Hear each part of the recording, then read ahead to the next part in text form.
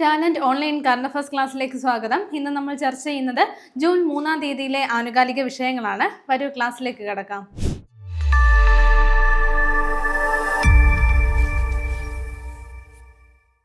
ഇനി വരുന്ന CPO എക്സാമിന് വേണ്ടി പ്രിപ്പയർ ചെയ്യുന്നവർക്കായി ടാലന്റിന്റെ CPO റാങ്ക് ഫയൽ ഇപ്പോൾ അവൈലബിൾ ആണ്. 3 വോള്യങ്ങളായിട്ടാണ് ഈ ഒരു റാങ്ക് ഫയൽ നിങ്ങൾക്ക് ലഭ്യമാവുന്നത്. അപ്പോൾ ഇനി അധികം ദിവസങ്ങളില്ല ഈ ഒരു എക്സാമിന് വേണ്ടിയിട്ട് കംപ്ലീറ്റ് സിലബസ് കവറേജോട് കൂടി തന്നെ ഈ ഒരു എക്സാമിന് വേണ്ടി പ്രിപ്പയർ ചെയ്യാൻ ഉടൻ തന്നെ ഈ ഒരു റാങ്ക് ഫയൽ സ്വന്തമാക്കൂ. ടാലന്റിന്റെ ഒഫീഷ്യൽ വെബ്സൈറ്റ് വഴിയോ ആമസോൺ ഫ്ലിപ്കാർട്ട് വഴിയോ അല്ലെങ്കിൽ നിങ്ങളുടെ അടുത്തുള്ള ബുക്ക് സ്റ്റോറുകൾ വഴിയോ നിങ്ങൾക്ക് ഈ ഒരു റാങ്ക് ഫയൽ സ്വന്തമാക്കാൻ സാധിക്കുന്നതാണ്.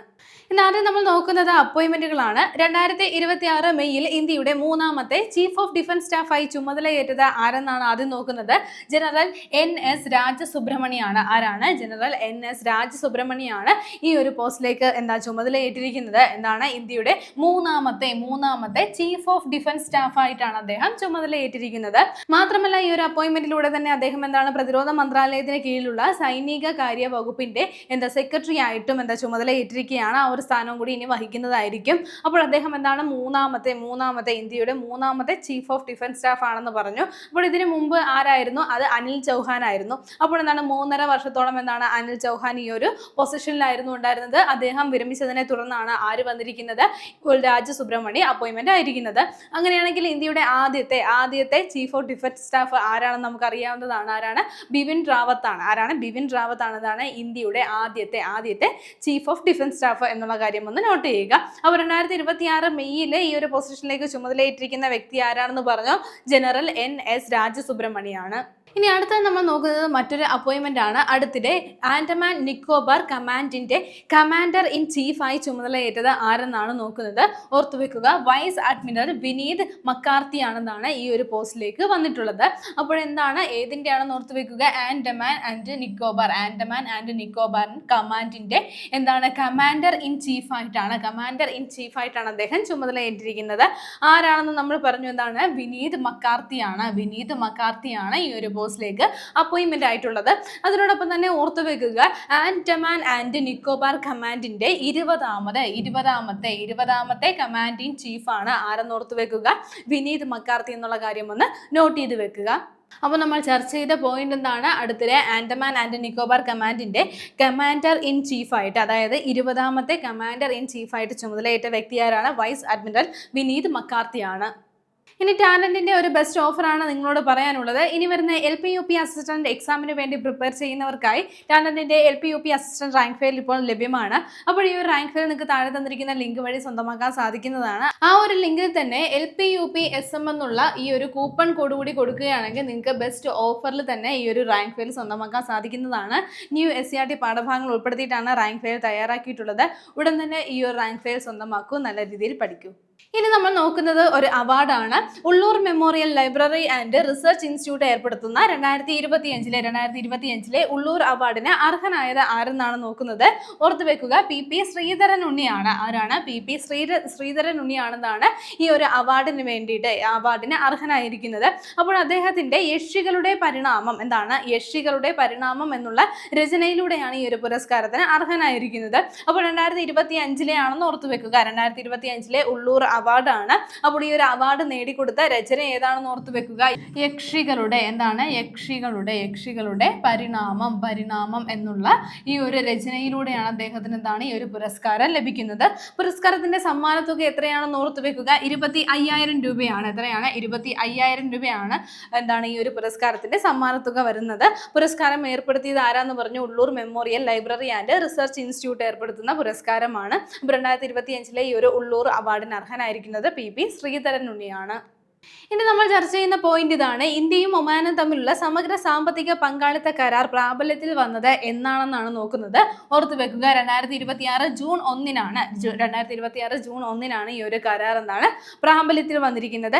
ഏതൊക്കെ രാജ്യങ്ങൾ തമ്മിലുള്ളതാണ്? ഇന്ത്യയും അതേപോലെ ഒമാനും തമ്മിലുള്ളതാണ്. ഇന്ത്യയും ഒമാനും ചേർന്നിട്ടുള്ള സമഗ്ര സാമ്പത്തിക പങ്കാളിത്ത കരാറാണ്. അപ്പോൾ സാമ്പത്തികപരമായിട്ട് രണ്ട് രാജ്യങ്ങൾക്കും മെച്ചമുണ്ടാകുന്ന രീതിയിൽ സഹവർത്തിക്കുക അല്ലെങ്കിൽ സഹകരിച്ച് ആരംഭിച്ചു പോകുന്നതിന് വേണ്ടിയിട്ടുള്ള കരാറാണിത്. അപ്പോൾ ഈ ഒരു കരാർ എന്നാണ് പ്രാബല്യത്തിൽ വന്നത്? 2026 ജൂൺ 1 പ്രാബല്യത്തിൽ വന്നത്. ഇനി നമുക്ക് നോക്കാനുള്ള പോയിന്റ് ഇതാണ്. ജലമേഖലയിലെ സ്റ്റാർട്ടപ്പുകളെ പിന്തുണയ്ക്കുന്നതിനായിട്ട് അനുസന്ധൻ നാഷണൽ റിസർച്ച് ഫൗണ്ടേഷനും ജലശക്തി മന്ത്രാലയവും സംയുക്തമായി ആരംഭിച്ച പദ്ധതി ഏതെന്നാണ് നോക്കുന്നത്. ഓർത്തുവെക്കുക, മഹാജല മിഷൻ എന്നുള്ള പദ്ധതിയാണ്. എന്താണ് മഹാജല മിഷൻ എന്നുള്ള പദ്ധതിയാണ്. എന്തിനു വേണ്ടിയിട്ടാണ് ഈ ഒരു മിഷൻ അല്ലെങ്കിൽ ഈ ഒരു പദ്ധതി കൊണ്ടുവരുന്നത്? ജലമേഖലയിലെ സ്റ്റാർട്ടപ്പുകളെ പിന്തുണയ്ക്കുന്നതിന് വേണ്ടിയിട്ടാണ്, അവരെ സപ്പോർട്ട് ചെയ്യുന്നതിന് വേണ്ടിയിട്ടാണ്. ഇനി ആരൊക്കെ ചേർന്നിട്ടാണ്, ഏത് മന്ത്രാലയമാണെന്ന് ഓർത്തുവെക്കുക, ജലശക്തി മന്ത്രാലയവും അതേപോലെ അനുസന്ധൻ നാഷണൽ റിസർച്ച് ഫൗണ്ടേഷനും ചേർന്നുകൊണ്ടാണ് ഈ ഒരു മിഷൻ അല്ലെങ്കിൽ ഈ ഒരു പദ്ധതി തയ്യാറാക്കുന്നത്. അപ്പോൾ മഹാജല മിഷൻ എന്നുള്ള ഈ ഒരു പദ്ധതിയിലൂടെ തിരഞ്ഞെടുത്ത മൾട്ടി ഡിസിപ്ലിനറി കൺസോർഷ്യങ്ങൾക്ക് 20 കോടി രൂപ വരെ എന്താണ് സാമ്പത്തിക സഹായം നൽകുന്ന രീതിയിലാണ് എന്താണ് ഈ ഒരു പദ്ധതി തയ്യാറാക്കിയിട്ടുള്ളത്. ഇനി നമ്മൾ നോക്കുന്ന പോയിന്റ് ഇതാണ്. ഇന്ത്യയിലെ ആദ്യത്തെ ഡോറിസ് ബീക്കൺ സ്ഥാപിതമായത് എവിടെയെന്നാണ്. എന്താണ് ഇന്ത്യയിലെ ആദ്യത്തെ ഡോറിസ് ബീക്കൺ സ്ഥാപിതമായത് എവിടെയെന്നാണ് നോക്കുന്നത്. ഓർത്ത് വെക്കാം, IIT കാൺപൂരിലാണ്. എവിടെയാണ്? IIT കാൺപൂരിലാണ് ഇത്തരത്തിലൊരു എന്താണ് ബീക്കൺ, ഡോറിസ് ബീക്കൺ സ്ഥാപിതമായിരിക്കുന്നത്. അപ്പോൾ എന്താണ് ഇന്ത്യയിലെ ആദ്യത്തെ ഡോറിസ് ബീക്കൺ ആണെന്ന് നമ്മൾ പറഞ്ഞു. ഇനി ഡോറിസ് എന്നുള്ളതിന്റെ ഫുൾ ഫോം എന്താണെന്ന് കൂടി ഒന്ന് നോട്ട് ചെയ്ത് വെക്കുക. എന്താണ് ഡോറിസ് എന്നുള്ള കാര്യം ഒന്ന് നോട്ട് ചെയ്ത് വെക്കുക. Doppler orbitography and radio positioning integrated by satellite എന്നുള്ളതാണ് എന്താണ് ഡോറിസിന്റെ ഫുൾ ഫോം വരുന്നത്. അങ്ങനെ എന്താണ് ഇന്ത്യയിലെ ആദ്യത്തെ ഡോറിസ് ബീക്കൺ സ്ഥാപിതമായത് എവിടെയാണെന്ന് ഓർത്ത് വെക്കുക? IIT കാൺപൂരിലാണ്. അപ്പോൾ എന്താണ് നമ്മുടെ ഈ സാറ്റലൈറ്റുകളെയൊക്കെ സഹായിക്കുന്ന എന്താണ് ഒരു ട്രാൻസ്മിറ്റർ ആണ് എന്നുള്ള കാര്യം ഒന്ന് നോട്ട് ചെയ്ത് വെക്കുക. അപ്പോൾ IIT കാൺപൂരിലാണ് ഇന്ത്യയിലെ ആദ്യത്തെ ഡോറിസ് ബീക്കൺ സ്ഥാപിതമായിരിക്കുന്നത്.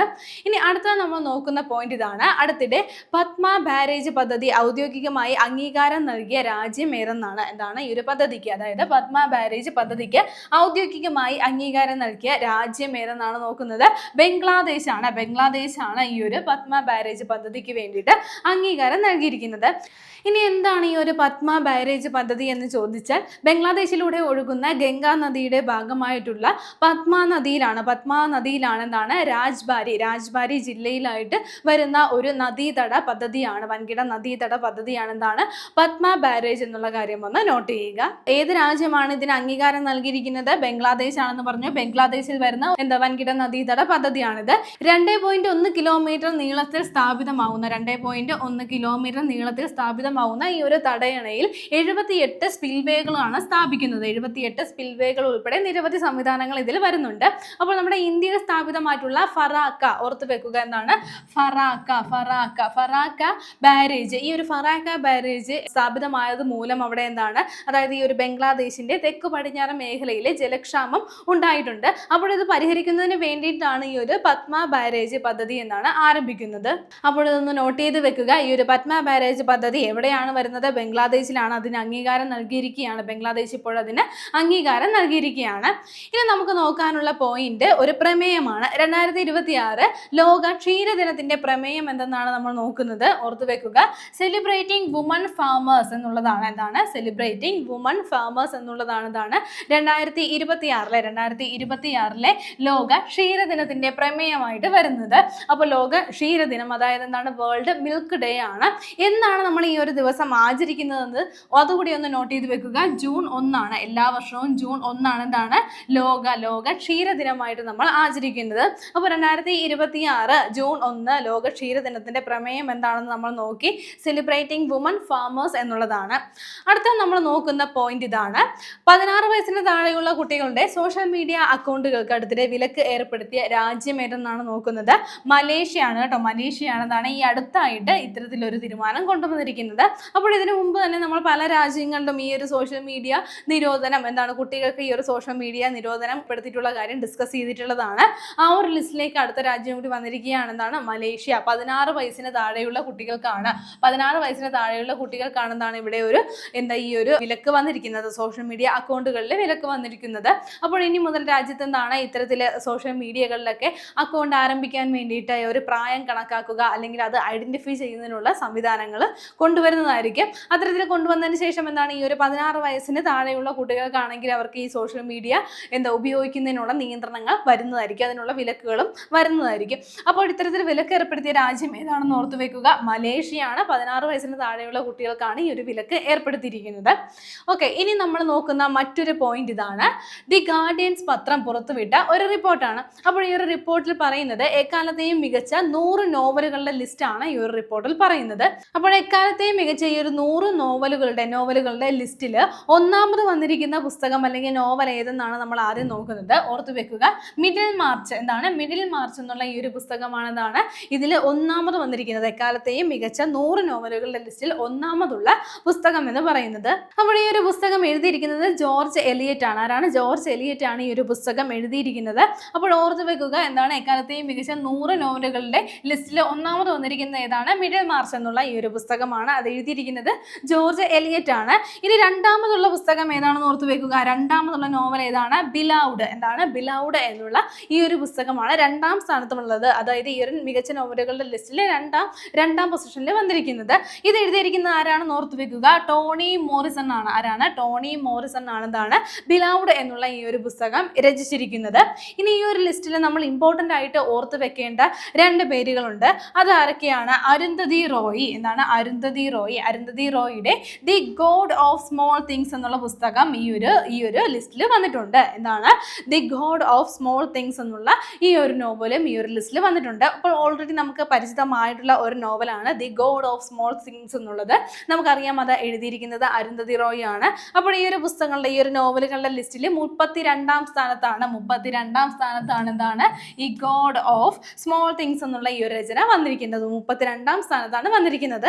ഇനി അതേപോലെ തന്നെ മറ്റൊരു വ്യക്തിയാണ് സൽമാൻ റുഷ്ദി. എന്താണ്? സൽമാൻ റുഷ്ദി. അദ്ദേഹത്തിന്റെ എന്താണ് മിഡ് നൈറ്റ്സ് ചിൽഡ്രൻ എന്നുള്ള പുസ്തകമാണ്. എന്താണ്? മിഡ് നൈറ്റ്സ് ചിൽഡ്രൻ എന്നുള്ള പുസ്തകം എന്താണ് ഈ ഒരു ലിസ്റ്റിൽ ഉൾപ്പെട്ടിട്ടുണ്ട്.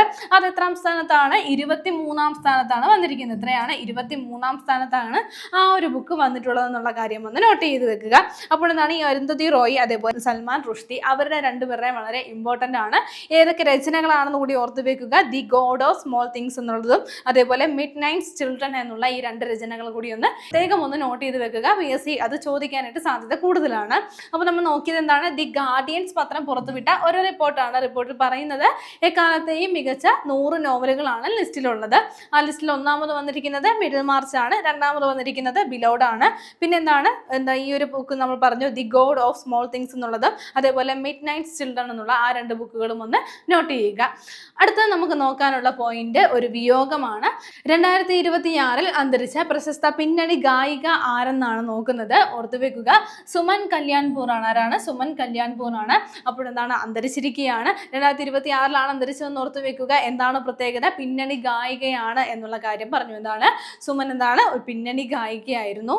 ഇവിടെ നമ്മൾ ഓർത്ത് വെക്കേണ്ട ഏറ്റവും പ്രധാനപ്പെട്ട കാര്യമാണ് 2023 സുമൻ കല്യാൺപൂറിന് എന്താണ് പത്മഭൂഷൺ ലഭിച്ചിരുന്നു. പത്മഭൂഷൺ ലഭിച്ചിട്ടുണ്ടായിരുന്നു. ആ കാര്യം കൂടി ഒന്ന് നോട്ട് ചെയ്ത് വെക്കുക. ഏതാണ് ഇയർ? 2023 2023 എന്നുള്ള കാര്യം ഒന്ന് നോട്ട് ചെയ്ത് വെക്കുക. അപ്പോൾ 2026 അന്തരിച്ച പ്രശസ്ത പിന്നണി ഗായിക ആരാണെന്ന് പറഞ്ഞ സുമൻ കല്യാൺപൂർ ആണ്. അപ്പോൾ 2023 എന്താണ് ഈ ഒരു പത്മഭൂഷൺ പുരസ്കാരം സുമന് ലഭിച്ചത് എന്നുള്ള കാര്യം കൂടി ഒന്ന് നോട്ട് ചെയ്യുക. അപ്പോൾ നമുക്ക് ഇനി വരുന്ന എക്സാമുകൾക്ക് വേണ്ടി പ്രിപ്പയർ ചെയ്യുന്നവരുടെ ഏറ്റവും ഇമ്പോർട്ടൻറ്റ് പാർട്ടാണ് SCERT സിലബസ് എന്ന് പറയുന്നത്. അപ്പോൾ ഈ ഒരു SCERT പാഠഭാഗങ്ങളിലെ ക്വസ്റ്റ്യൻസ് എങ്ങനെയൊക്കെ ആയിരിക്കും PSC ചോദിക്കുന്നതെന്ന് നിങ്ങൾക്ക് മനസ്സിലാക്കാൻ വേണ്ടിയിട്ട് ടാലന്റിന്റെ അറിവിടം പരിശീലന ചോദ്യങ്ങളുടെ ബുക്ക് ഇപ്പോൾ പുറത്തിറങ്ങിയിട്ടുണ്ട്. 4300-ലധികം ചോദ്യങ്ങളാണ് ഇതിൽ ഉൾപ്പെടുത്തിയിട്ടുള്ളത്. സയൻസും സോഷ്യൽ സയൻസിനുമായിട്ടുള്ള ഒരൊറ്റ ബുക്കാണ്. അപ്പോൾ ഈ ഒരു ബുക്കിൽ മറ്റൊരു പ്രത്യേകത വരുന്നത് ഇതിനു മുമ്പ് PSC ചോദിച്ചിട്ടുള്ള SCERT പാഠഭാഗങ്ങളിൽ നിന്നുള്ള ക്വസ്റ്റ്യൻസും ഇതിൽ ഇൻക്ലൂഡ് ചെയ്തിട്ടുണ്ട്. അപ്പോൾ ഏറ്റവും ബെസ്റ്റ് ഓപ്ഷനാണ്. നിങ്ങൾ SCERT പാഠഭാഗങ്ങൾ പഠിച്ച് തീർത്തെങ്കിലോ അല്ലെങ്കിൽ പഠിച്ചുകൊണ്ടിരിക്കുന്നവരോ ആണെങ്കിൽ പഠിക്കാൻ ആഗ്രഹിക്കുന്നുണ്ടെങ്കിൽ ഈ ഒരു ബുക്ക് സ്വന്തമാക്കുക. എത്തരത്തിലാണ് ചോദ്യങ്ങൾ വരുന്നത്, എങ്ങനെയൊക്കെ വരാൻ സാധ്യതയുണ്ട് എന്നുള്ളതിൻ്റെ ഒരു കംപ്ലീറ്റ് ആയിട്ടുള്ള നിങ്ങൾക്ക് ഒരു കവറേജ് കിട്ടുന്ന രീതിയിലാണ് ബുക്ക് തയ്യാറാക്കിയിട്ടുള്ളത്. ചാപ്റ്റർ വൈസ് ആണ് തയ്യാറാക്കിയിട്ടുള്ളത്. നമ്മുടെ ടാലന്റിൻ്റെ ഒഫീഷ്യൽ വെബ്സൈറ്റ് വഴിയോ ആമസോൺ ഫ്ലിപ്കാർട്ട് വഴിയോ അല്ലെങ്കിൽ നിങ്ങളുടെ വീടിൻ്റെ അടുത്തുള്ള ഏതെങ്കിലും ബുക്ക് സ്റ്റോളുകളിലോ നോക്കിയാൽ മതി ഈ ബുക്ക് നിങ്ങൾക്ക് വാങ്ങിക്കാനായിട്ട് സാധിക്കുന്നതാണ്. ഉടൻ തന്നെ ഈ ഒരു ബുക്ക് സ്വന്തമാക്കുക. ഇത് നമ്മൾ ഡിസ്കസ് ചെയ്ത പോയിന്റുകൾ നമുക്കൊന്നുകൂടി നോക്കാം. ആദ്യം നമ്മൾ നോക്കിയത് ഒരു അപ്പോയിൻമെന്റ് ആയിരുന്നു. 2026 മെയ്യിൽ ഇന്ത്യയുടെ 3ാമത്തെ ചീഫ് ഓഫ് ഡിഫൻസ് സ്റ്റാഫായി ചുമതലയേറ്റത് ആരെന്ന് നമ്മൾ നോക്കി. ഓർത്തു വെക്കുക, NS രാജസുബ്രഹ്മണ്യാണ് ഈ ഒരു പോസ്റ്റിലേക്ക് വന്നിട്ടുണ്ടായിരുന്നത്. അത് കഴിഞ്ഞ് നമ്മൾ നോക്കിയത് Ulloor memorial library and research institute ഏർപ്പെടുത്തുന്ന 2025 ഉള്ളൂർ അവാർഡിന് അർഹനായത് ആരെന്ന് നോക്കി. PP ശ്രീധരൻ ഉണ്ണിയാണ് ഈ ഒരു അവാർഡിന് അർഹനായത്. അപ്പോൾ അദ്ദേഹത്തിന്റെ യക്ഷികളുടെ പരിണാമം എന്നുള്ള രചനയാണ് ഈ ഒരു അവാർഡിന് വേണ്ടിയിട്ട് പരിഗണിച്ചത്. അതിലൂടെയാണ് അദ്ദേഹത്തിന് ഈ ഒരു പുരസ്കാരം ലഭിച്ചത്. അത് കഴിഞ്ഞിട്ട് നമ്മൾ നോക്കിയത് അടുത്തിടെ ആൻഡമാൻ ആൻഡ് നിക്കോബാർ കമാൻഡിന്റെ കമാൻഡർ ഇൻ ചീഫ് ആയിട്ട് ചുമതലയേറ്റത് ആരെന്ന് നോക്കി വൈസ് അഡ്മിറൽ വിനീത് മക്കാർത്തിയാണ് ഈ ഒരു പോസ്റ്റിലേക്ക് അപ്പോയിന്റ്മെന്റ് ആയത്. എന്താണ് 20ാമത്, അതായത് ആൻഡമാൻ ആൻഡ് നിക്കോബാർ കമാൻഡിന്റെ 20ാമത് കമാൻഡർ ഇൻ ചീഫ് ആയിട്ടാണ് അദ്ദേഹം ചുമതലയേറ്റിരിക്കുന്നത്. ശേഷം നമ്മൾ നോക്കിയത് ഇന്ത്യയും ഒമാനും തമ്മിലുള്ള സമഗ്ര സാമ്പത്തിക പങ്കാളിത്ത കരാറ് പ്രാബല്യത്തിൽ വന്നത് എന്നാണ് നോക്കിയത്. 2026 ജൂൺ 1-നാണ് പ്രാബല്യത്തിൽ വന്നത്. ശേഷം നമ്മൾ നോക്കിയത് ഒരു പദ്ധതിയായിരുന്നു മഹാജല മിഷൻ.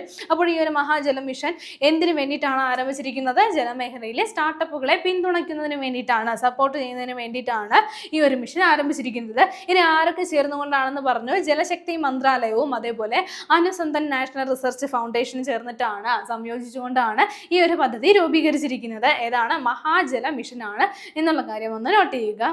അത് കഴിഞ്ഞ് നമ്മൾ നോക്കിയ പോയിന്റ്, ഇന്ത്യയിലെ ആദ്യത്തെ ഡോറിസ് ബീക്കൺ സ്ഥാപിതമായത് എവിടെയെന്നാണ് ഓർത്തുവെക്കുക. IIT കാൺപൂരിലാണ്. എവിടെയാണ്? IIT കാൺപൂരിലാണ് ഇന്ത്യയിലെ ആദ്യത്തെ ഡോറിസ് ബീക്കൺ സ്ഥാപിതമായത്.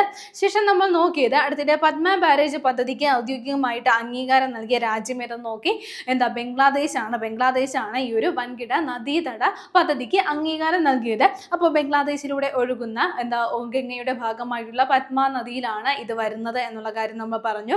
ഇതിനു മുമ്പ് ഇന്ത്യയിൽ സ്ഥാപിച്ചിട്ടുള്ള ബറാക്ക ബാരേജുമായി ബന്ധപ്പെട്ട് അത് സ്ഥാപിച്ചത് മൂലം എന്താണ്, നമ്മുടെ ബംഗ്ലാദേശിന്റെ തെക്കു പടിഞ്ഞാറൻ മേഖലയിൽ വന്നിട്ടുള്ള ഈ ഒരു ജലക്ഷാമത്തെ പരിഹരിക്കുന്നതിന് വേണ്ടിയിട്ടാണ് ഈ ഒരു പത്മ ബാരേജ് പദ്ധതി ആരംഭിക്കുന്നത് എന്നുള്ള കാര്യം കൂടി ഒന്ന് നോട്ട് ചെയ്യുക.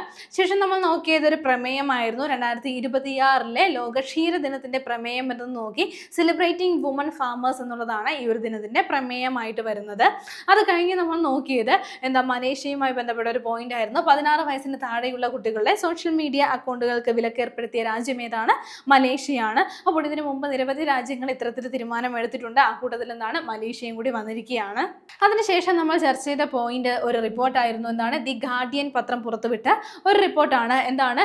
എക്കാലത്തെയും മികച്ച 100 നോവലുകളുടെ ലിസ്റ്റാണ് പുറത്തുവിട്ടത്. അതിൽ ഒന്നാമതുള്ളത് ഏതാണെന്ന് ഓർത്തു വെക്കുക, മിഡിൽ മാർച്ച് എന്നുള്ള പുസ്തകമാണ്. അതിൽ ഇമ്പോർട്ടൻ്റ് ആയിട്ട് നമ്മൾ പഠിക്കേണ്ട പുസ്തകം നമ്മൾ പറഞ്ഞു, അരുന്ധതി റോയിയുടെയും അതേപോലെ തന്നെ എന്താണ് സൽമാൻ റുഷ്ദിയുടെയും അവർ രണ്ടുപേരുടെ രചനകൾ പഠിച്ചു വെക്കുക. ഇനി 2ാം സ്ഥാനത്തുണ്ടായിരുന്നത് ബിലൗഡ് എന്നുള്ള ഒരു രചനയായിരുന്നു. അത് കഴിഞ്ഞിട്ട് ഒരു വിയോഗം നമ്മൾ നോക്കി. 2026 അന്തരിച്ച പ്രശസ്ത പിന്നണി ഗായിക ആരെന്ന് ഓർത്തു വെക്കുക, സുമൻ കല്യാൺപൂർ ആണ്. ഇനി സുമൻ എന്ന ഏത് വർഷമാണ് പത്മഭൂഷൺ പുരസ്കാരം ലഭിച്ചതെന്ന് ഓർത്തു വെക്കുക. 2023-ലാണ് പത്മഭൂഷൺ ലഭിച്ചത്. ഇനി കഴിഞ്ഞ ക്ലാസ്സുമായി ബന്ധപ്പെട്ട 2 ചോദ്യങ്ങൾ നൽകുകയാണ്. ആദ്യത്തെ ചോദ്യം ഇതാണ്: 2026 സംസ്ഥാന സ്കൂൾ പ്രവേശനോത്സവത്തിന്റെ ഗാനം രചിച്ചത് ആരെന്നാണ്? Option A Kureepuzha Sreekumar, option B K Sachidanandan, option C Murukan Kattakada, option D Rafeeq Ahammad. അടുത്ത ചോദ്യം ഇതാണ്: പൊതുജനങ്ങൾക്ക് പരാതികൾ എളുപ്പത്തിൽ ഫയൽ ചെയ്യുന്നതിനായി കേന്ദ്ര ഭരണ പരിഷ്കാര പൊതുപരാതി പരിഹാര വകുപ്പും അതേപോലെ ഭാഷണിയും സംയുക്തമായി അടുത്തിടെ പുറത്തിറക്കിയ AI അധിഷ്ഠിത വോയിസ് ചാറ്റ്ബോട്ട് ഏതെന്നാണ്? Option A Samadhan Didi, option B Aaswad Didi, option C Bhashini, option D Bhasha Didi. ശരി ഉത്തരങ്ങൾ താഴെ കമന്റ് ചെയ്യുക. ഇനി കഴിഞ്ഞ ക്ലാസ്സിൽ നൽകിയിരുന്ന ചോദ്യങ്ങളുടെ ഉത്തരങ്ങൾ നോക്കാം. ആദ്യത്തെ ചോദ്യം ഇതായിരുന്നു: 2026 മെയ്യിലെ സംസ്ഥാന മുഖ്യ തിരഞ്ഞെടുപ്പ് ഓഫീസറായി നിയമിതനായത് ആരെന്നായിരുന്നു ചോദ്യം. ശരി ഉത്തരം ഏതാണ്? ഓപ്ഷൻ ഡി ആണ്. എ കൗശികനാണ് ഈ ഒരു പോസ്റ്റിലേക്ക് അപ്പോയിന്റ്മെന്റ് ആയിരുന്നത്. അടുത്ത ചോദ്യം ഇതായിരുന്നു: വിദ്യാഭ്യാസ സ്ഥാപനങ്ങളെയും പൊതുവിടങ്ങളെയും കൂടുതൽ സ്ത്രീ സൗഹാർദ്ദമാക്കുക എന്നുള്ള ലക്ഷ്യത്തോടെ പ്രൊജക്ട് മെൻസ്ട്രൽ ഡിഗ്നിറ്റി പ്രഖ്യാപിച്ച സംസ്ഥാനം ഏതെന്നാണ് ചോദിച്ചിരുന്നത്. ശരി ഉത്തരം ഏതാണ്? ഓപ്ഷൻ സി ആണ്. കേരളമാണ് ഇത്തരത്തിലൊരു പദ്ധതി പ്രഖ്യാപിച്ചത്. ഇന്ന് നമ്മൾ ചർച്ച ചെയ്ത പോയിന്റുകൾ നിങ്ങൾക്ക് എല്ലാവർക്കും മനസ്സിലായി കാണുമെന്ന് വിശ്വസിക്കുന്നു. നന്നായി പഠിക്കുക, നന്നായി മുന്നേറുക. മറ്റൊരു ക്ലാസ്സുമായി വീണ്ടും കാണാം.